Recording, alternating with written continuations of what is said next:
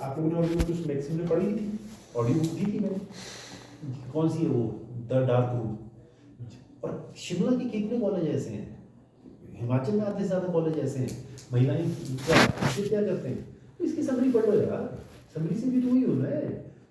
300 page की किताब पढ़ के क्या करना, समरी से तो लिख देना तुमने, कमाल है यार। इस बच्चे ने एमए नहीं करनी, कल को समरियों से चले जाइए बच्चे। तो प्रोफेसर साहब ने जब उनको ये बोला कि भाई आप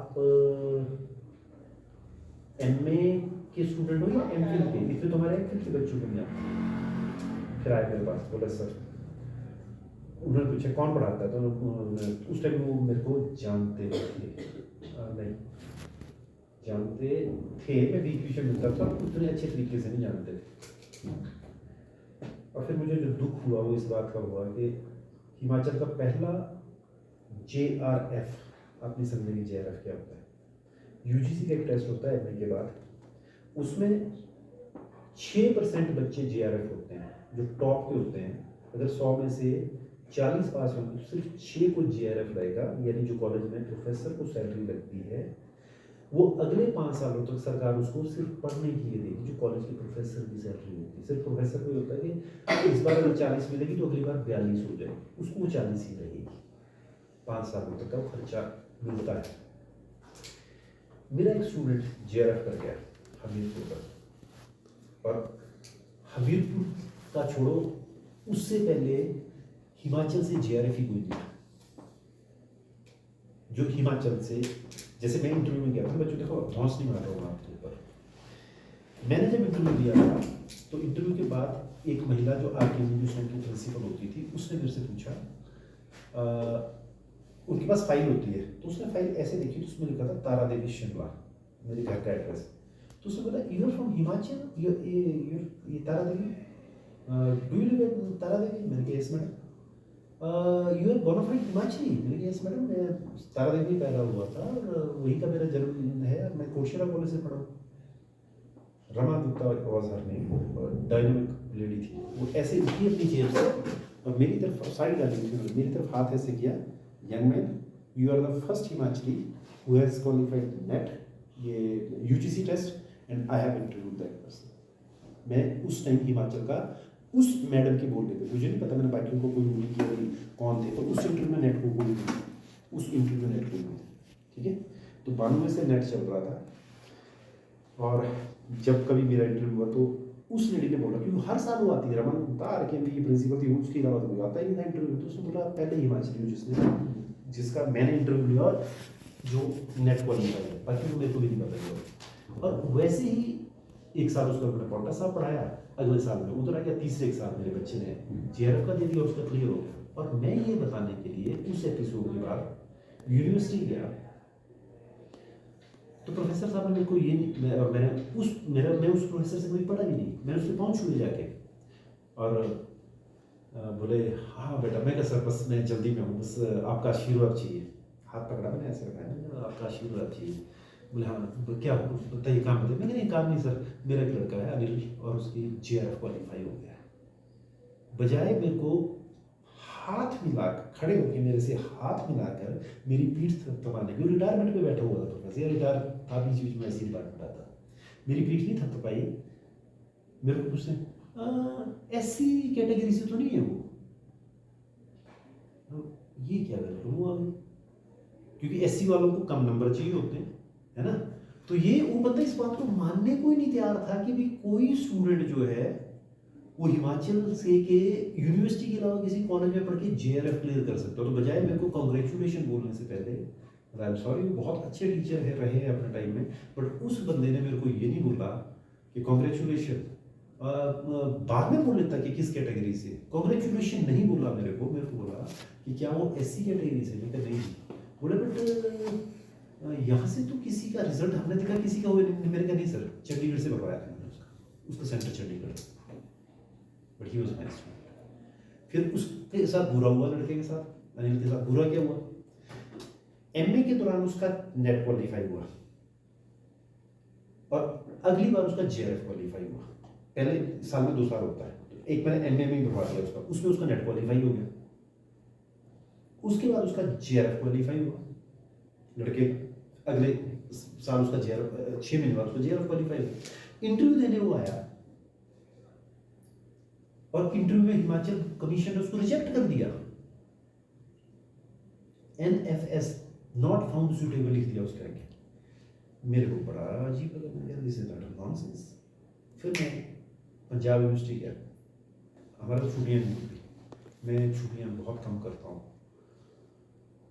बस कल छुट्टी पे जाना है मेरे को, ये याद आ गया इस टाइम से चले जाना, अदरवाइज मैं नहीं करता छुट्टी। मतलब इस साल की मेरी पहली होगी, 10 छुट्टियाँ 12 होती हैं हमारे को, मेरी हम 3-4-5 ऐसे ही चली जाती है, जब जरूरत ही नहीं तो कोई बट कल हाँ डेफिनेटली मेरा एक दोस्त है प्रीति जिंटा, जानते हो प्रीति जिंटा, उसके चाचे का बेटा वो थोड़ा बेड पे लेटा हुआ है, तो मैं वो एक्यूप्रेशर जानता हूँ, थोड़ा सा वो उनकी मिसेज डरी हुई है, तो मैंने अपनी वाइफ को लगे के घर चलते हैं। और एक और पेशेंट है रास्ते में बागी, यहाँ से नारगंडा के आगे एक बागी गाँव आता है, वहाँ भी मेरे को तो मतलब एक दिन उनके रात उनके घर रहना, एक दिन उनके घर रहना, तो कल निकलना मेरे लिए बड़ा जरूरी है हर हालत में। मैंने कहा आपको ये मेरे को बताना ही था कि यार कल मेरी क्लास नहीं जाएगी। अब अनिल सेलेक्ट नहीं हुआ, मैं छुट्टी लेके पंजाब यूनिवर्सिटी गया, अनिल रैना जी प्रोफेसर थे हमारे, मैंने उनको बोला, मैं क्या सर, तो उनको पता था कि मैं कभी मैं ऐसे नहीं पढ़ाता, जो मेरे को नहीं आता बच्चों को तो मेरे को नहीं आता, तो वहाँ तो MA को पढ़ाना था, तो कई चीज़ें उनसे पूछने जाता था। पिछले साल उनसे MA करके गया, साल 2 साल पहले MA की, और मैं चला जाता, बोले तू तब क्लास में मर गया था तू? मैंने कहा नहीं सर, उस टाइम कॉलरेज मैंने पढ़ा ही नहीं, क्योंकि 8 किताबों में से 4 पढ़ते थे तो पास हो जाते थे, तो मैंने वो 4 पढ़ी, 4 तो मैंने छोड़ दी। अब क्या करूँ मैं भी, तो अब ये मेरे को समझाओ। बोले तू तेरे क्या मतलब? मैं कहा सर ये है। बोले हाँ तो यही तो हम भी पढ़ाते हैं। मैं कहा नहीं सर, फिर भी मेरे को डाउट था, तो मैं पंजाब यूनिवर्सिटी पढ़ने जाता, मेरी सारी छुट्टियाँ तब वहाँ लगती थी जब कभी भी लगती थी। उस दिन मैं क्या बोले, हाँ अब क्या हो गया यार, अब तो क्रिटिसिज्म तो सारा ही पढ़ा दिया तेरे को देख के डर लगता है। मैं नहीं सर इस बार तो नहीं, डर नहीं, थोड़ा सा बात ही सीरियस है, और पढ़ाई की बात ही नहीं करूँ। फिर मैंने पूछा, मैंने सर मेरा एक स्टूडेंट था, उसका नाम अनिल है, और आपका उनका नाम भी अनिल रहा था। मैं कहा सर वो ना है तो आपका नाम रशीद रखा, और इशू ये है कि वो उसका MA के दौरान नेट हुआ, बाद में उसका JRF हुआ, और आप उस कमीशन में इंटरव्यू में थे, मैंने पता किया, बट आपने सर उसको रिजेक्ट कर दिया। बोले नहीं यार ऐसा नहीं हो सकता। मैंने कहा नहीं सर, मेरी प्रॉब्लम ये है ना कि मैं क्लास में बच्चों को बोलता हूँ ऐसा करोगे तो ऐसा हो जाएगा, ऐसा करता है ऐसा हो जाएगा, मैं बच्चों को जाके क्या बोलूँ कि तू कैसे सेलेक्ट नहीं हुआ? मैंने बोला कि नेट क्वालिफाई कर, तू होता है, उसने नेट के साथ साथ JRF क्वालिफाई कर दिया। इतने गरीब घर का, तो गरीबी का बताऊँगा तो आपके रोंगटे खड़े हो जाएंगे। मैंने कहा जी तो अब मैंने उसको क्या बोला जाके कि तू क्यों नहीं सेलेक्ट हुआ? अब उनको लगा यार ये बंदा सीरियसली बोल रहा है और देयर इज समथिंग रॉन्ग। बोला देखो तुम्हारे को ना कमीशन का पता नहीं है। मैं कह रही सर वो कच्ची पेंसिल्स वाला मैं जानता हूँ, बट आप देखेंगे कोई ऐसा केस आया था तो वजह क्या रही? बोले देखो ठहरो, मैं तो कंफर्म जानता हूँ कि मेरे पास नेट और JRF कोई नहीं आया, मतलब नहीं बनता कि मैं नेट और JRF को छोड़ दूँ। बट मंजू जैद का भी गई थी शूलिनी यूनिवर्सिटी में आजकल, जिसका लिखते हैं ना कि हिमाचल हिंदुस्तान में बड़ा अच्छा, बड़े रिव्यू कर रहे हैं, कुछ तारीफें कर रहे हैं। बोले मंजू भी गई थी उसमें। मैं उनसे पूछता हूँ बट यार वो अभी 2 घंटे वो आएगी नहीं क्लास में, तेरे पास टाइम है तुमसे बात करेंगे। फिर बोला कि चल रुको। मैंने नहीं सर, मैडम गुस्से भी हो सकती थी ना, बट मेरा क्या करना था, मैं तो जॉब में लग गया था। मैंने कहा नहीं सर, मैं तो जस्ट वैसे आइडिया ले लूँगी, अगर अब उसको बोलना क्या है। बोलो कैन यू वेस्ट दैट। मैंने ऐसा कर, उनसे मैं ये पूछना कि तेरे से क्वेश्चन क्या क्या पूछे थे, मतलब फ्रेंकली मैं तेरे को कहते बता देता हूँ कि मैं हम ना MA जैसे तुम BA ऑनर्स कर रहे हो, ये मेजर कर रहे हो, एक ऑनर्स होता है, एक ये कंपल्सरी जो नीचे लगी है कंपल्सरी। जिन्होंने पढ़ी है हम उनसे इंटरव्यू में अलग सवाल पूछेंगे, जिन्होंने ये DSc मेजर पूछा है उनसे अलग सवाल पूछेंगे, जिन्होंने माइनर पढ़ा है उनसे अलग सवाल पूछेंगे। लेकिन अगर आपने इंग्लिश ऑनर्स किया हो तो हम आपसे उसी लेवल का सवाल पूछेंगे।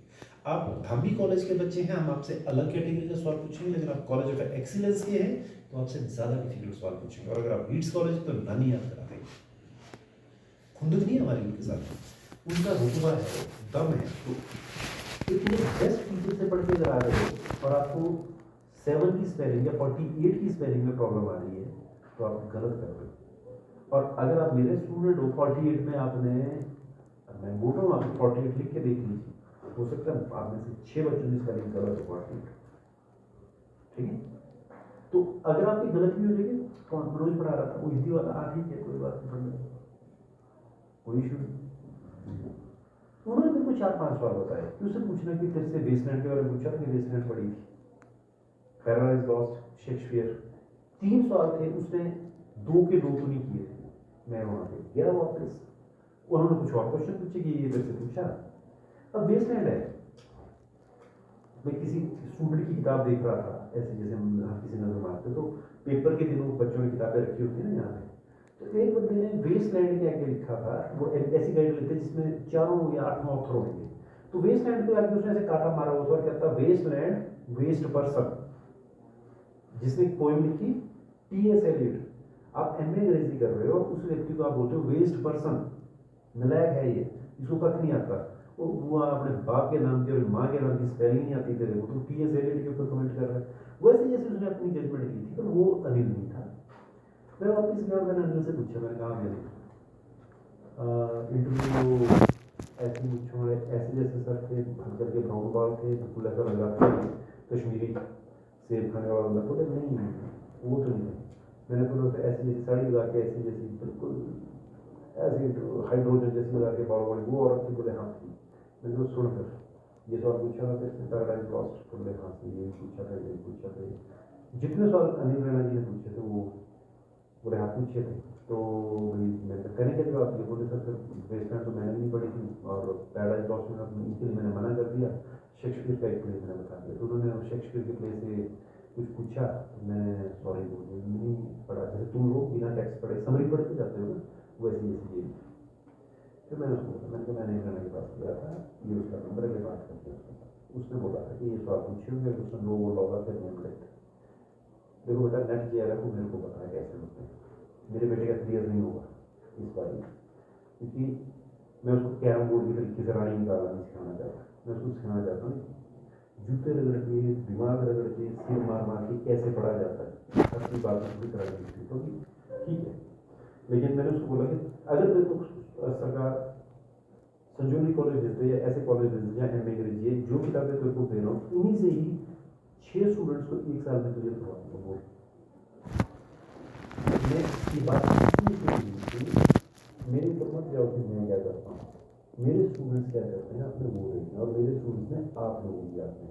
मेरे पास एक्स्ट्रा टाइम में नहीं बनता लगातार आप लोगों के साथ इंटरेक्ट करने में। ये कॉलेज का, ये शिमला वालों का बनाया हुआ सिस्टम है,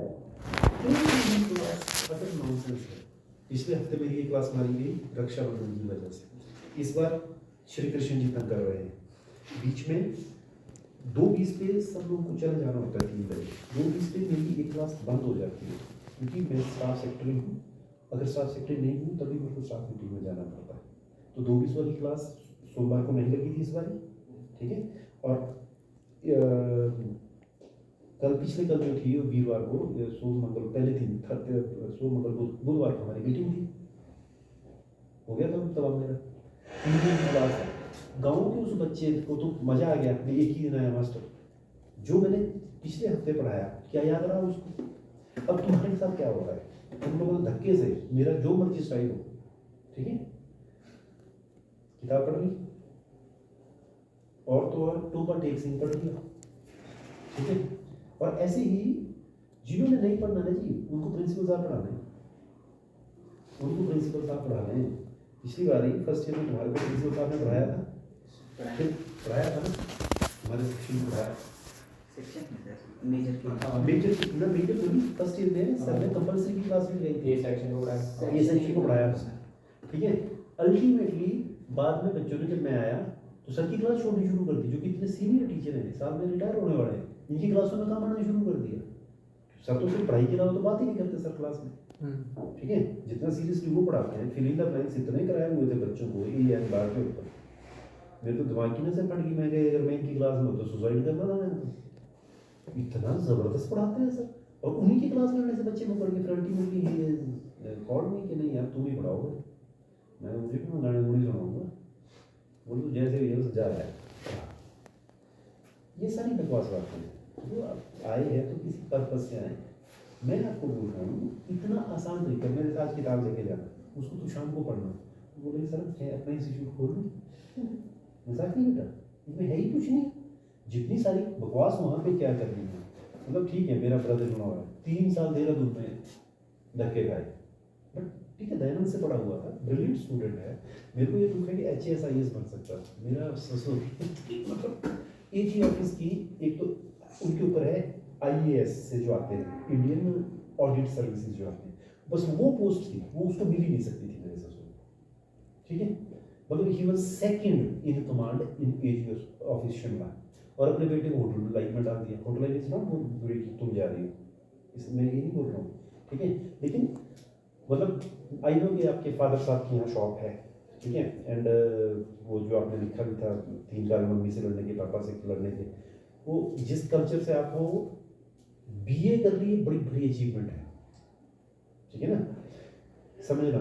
तो मैं आपको ज़्यादा फोर्स नहीं कर सकता वहाँ पे। मतलब मेरे पास जितने बिहारी के लोग आते हैं, काम करते हैं, हमारे साथ दोस्त हैं, पुराने मित्र हैं, जब हम वहाँ के हालात पूछते हैं, ठीक है। आपको एक बड़े बिहार का प्यारा सा किस्सा बताता हूँ। गांव में हम मकान बना रहे थे, तो एक ठेकेदार है जिनसे आगे लेबर रखी हुई है। वो ठेकेदार अच्छे इंसान है, मेरा सारा काम उसी ने किया, मंदिर हमारा उसी ने बनाया है, मोहम्मद मुस्लिम है लेकिन मंदिर उसी ने बनाया, उनके लिए कोई मंदिर मस्जिद नहीं है, ये सिर्फ आपको कागजों में अखबारों में मंदिर मस्जिद दिखता है। हाँ, बाकी जब बांग्लादेश जैसे यहाँ बात होगी तब जिसके साथ जो होगा तब देखेंगे, कोई बड़ी बात नहीं।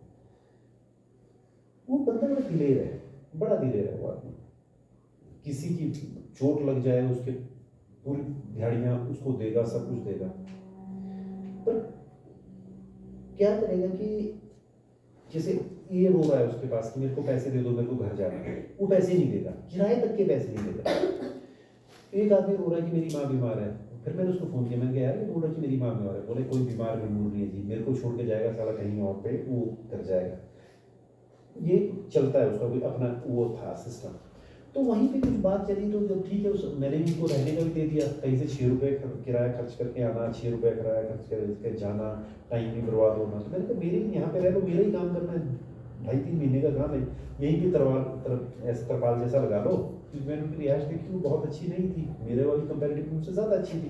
तो मैंने कहा यहाँ ऐसे कर लो, यहाँ खीरे लगे होते हैं चाचू के, चाचू को सिर्फ पूछना है कि चाचू जी खीरा ले लें, ऐसे तोड़ोगे तो वो तुम्हारी टांगे तोड़ देगा, बस उसको सिर्फ बोलना कि ये दे दो वो दे दो। मेरे चाचे ने सब्जियों की पूरी सप्लाई, अब इनके घर में मान लो कौन सी राम तोरी जिसको बोलते हैं वो लगी हुई ना, वो क्या कर रहा है, हाँ जी हाँ जी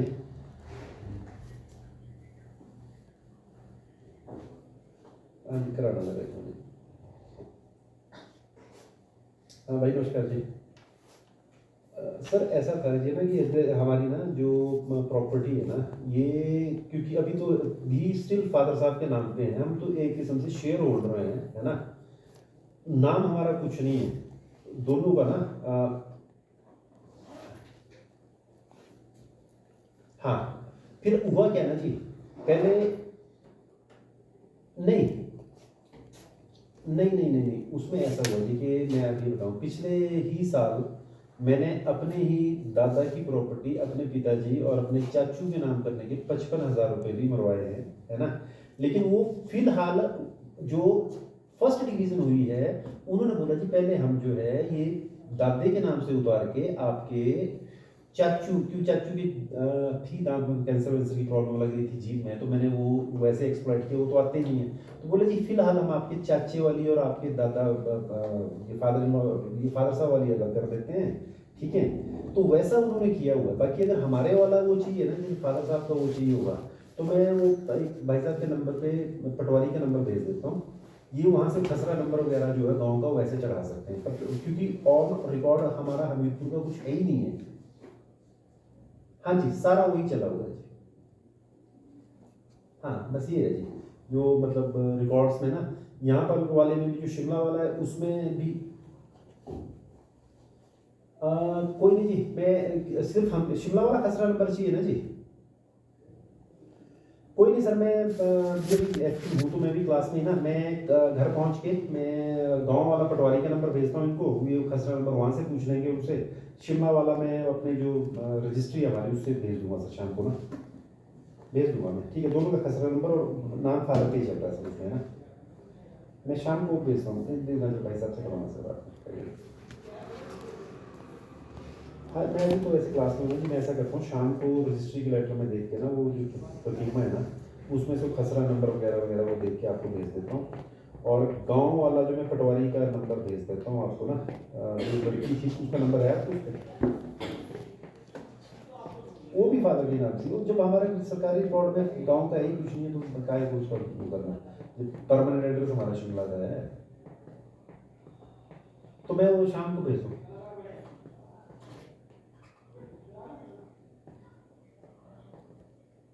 जैसे मर्जी देख लो जी, जो कन्वीनियंट है, कुछ नहीं करना इन्होंने, डिले टैक्टिक्स है बस, ये आगे को लटकाना चाह रहे हैं कि बस जितना को ना पैसे देने पड़ेंगे। कोई बात नहीं, मैं शाम को भेज देता हूँ आपको, गांव के कागज भी भेज दूंगा मैं ना, वो कहीं ना कहीं मेरे मोबाइल पे है, मैंने बहुत पहले फोटो खींचे। ठीक है, कोई बात नहीं, ओके, ठीक है। प्रिंसिपल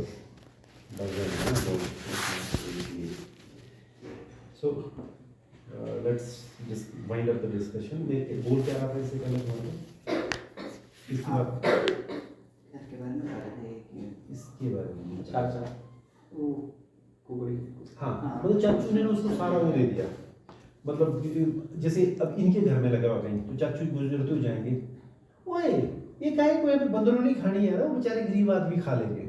पेड़ों से चढ़ चढ़ के वो बोलते भी इतनी दूर नहीं टूटेगी ना, गिर जाएंगे। चाचा तोड़ तोड़ के वो सब्जियां ला रहा है, सब कहीं कुछ कर रहा है, अपने घर से गैस दे रहा है, ये पत्थरों पे ठीक नहीं है, चलो बोलेगा।